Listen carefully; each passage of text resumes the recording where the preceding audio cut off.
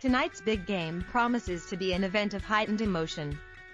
In homes across England, anyway. Gareth Southgate wants his players to keep their cool amid the mayhem that is World Cup knockout football. As our award-winning chief football writer Daniel Taylor reports, overall there must have been half a dozen occasions when Gareth Southgate was asked whether he could understand the common perception that England had suddenly found themselves in a position whereby they might have a considerably better chance to reach a World Cup final than many people could have anticipated at the start of this competition. Southgate chose his words carefully to make sure he could not be accused of sounding presumptuous or, worse, of saying anything that might inadvertently end up being part of Jose Pekerman's team talk for Colombia.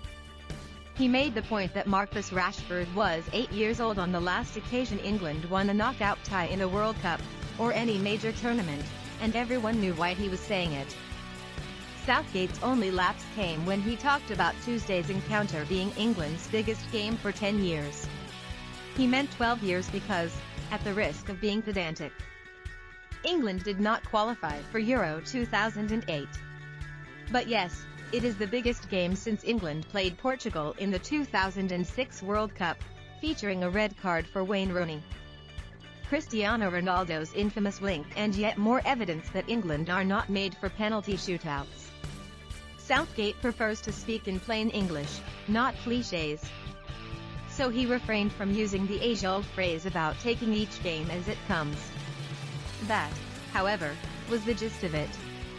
Very sensible, too, when history suggests England should not get too far ahead of themselves.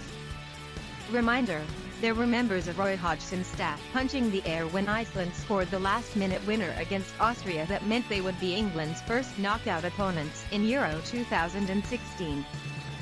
Southgate did acknowledge that England had found themselves in the better half of the draw, with the possibility of a quarter-final against Sweden or Switzerland to follow, and beyond that, a semi-final against Russia or Croatia, and no way of meeting France or Brazil until the final. England's base in the pine forests of Rapino may be secluded, but Southgate is in enough contact with the wider world to understand that the fervor is building back home. "I am not surprised," he said.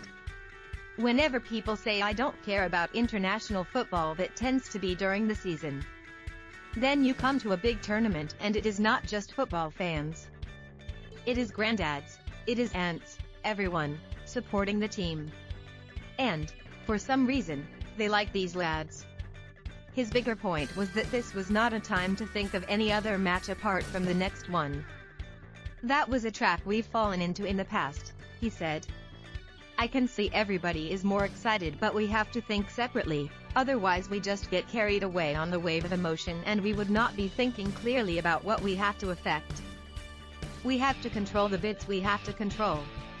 But we would be foolish to focus on longer into the tournament." Again, it came back to the Iceland game and the mistake many people made of assuming England were set for a quarter-final against France in Paris. Hodgson and his assistant, Ray Lewington, did not even bother going to the Iceland-Austria game to make a personal check their next opponents, preferring instead to spend the day sightseeing and going on a boat journey down the River Seine. Even now, 2 years on, it seems like a remarkable oversight, and listening to Southgate, it was clear he felt the attitude of the players was wrong, too. A few of these players, in the last championships, were in a fixture they thought they should win. Then, once they went behind, they suddenly felt that approach wasn't correct. "We won't fall into that trap again, against a really good team. It is one of many games that we have unpicked because it would be silly not to look at previous tournaments and try to identify what we can learn. Not to be too presumptuous, for starters. Colombia, after all, are hardly a team that England can underestimate, particularly if James Rodriguez is fit to take his place in a forward line with Radamel Falcao and Juan Cuadrado. England have not kept a clean sheet here, and, if they are to make it into the final 8, a lot depends on the three-man backline of Kyle Walker, John Stones, and Harry Maguire. How well Jordan Henderson can shield them as the only defensive midfielder, and whether Jordan Pickford can look more assured in goal. At the same time, England have Southgate's first choice 11 available. With Fabian Delph the only absentee now, he has flown home to attend the birth of his child, or, as Southgate put it, buying his wife curries and all sorts of other strange things. Southgate is encouraged by the energy of his team's performances and did not seem too troubled when it was pointed out to him that it will be 999 days since Raheem Sterling, with 2 England goals in 40 appearances, last scored for his country.